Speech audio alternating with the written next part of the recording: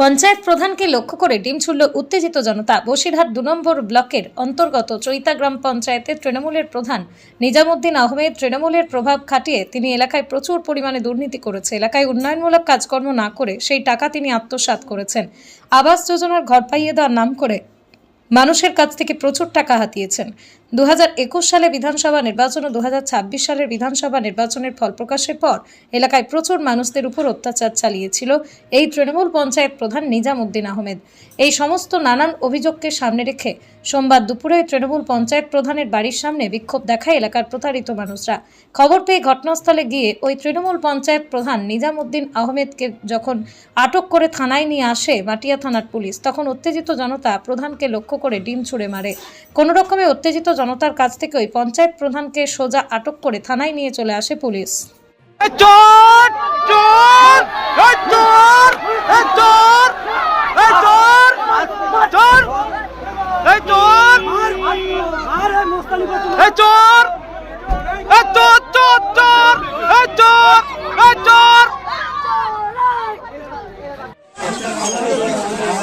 আপনারা দেখতে পাচ্ছেন একেবারে বসিরহাট উত্তর বিধানসভা চৈতা পঞ্চায়েতের প্রধান ঘরবন্দি, জনরসের মুখে পড়ে ঘরবন্দি চৈতা পঞ্চায়েতের প্রধান।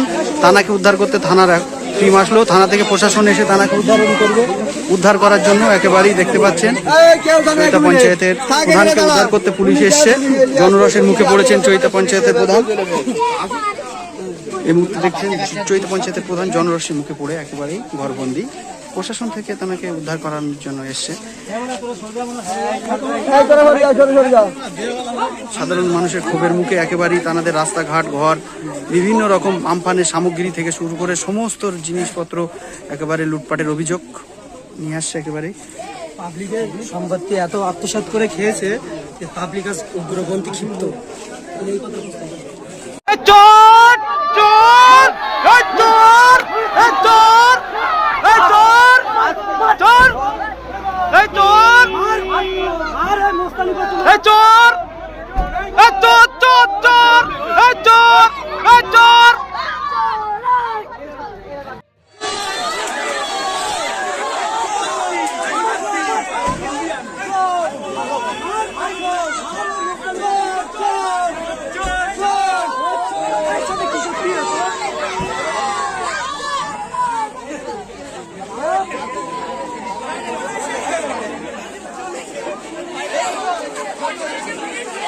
জীবনের যে কোনো সমস্যার সমাধানে ভরসা রাখুন শ্রীদেব শাস্ত্রী, জ্যোতিষ শাস্ত্রের এক পরিচিত নাম।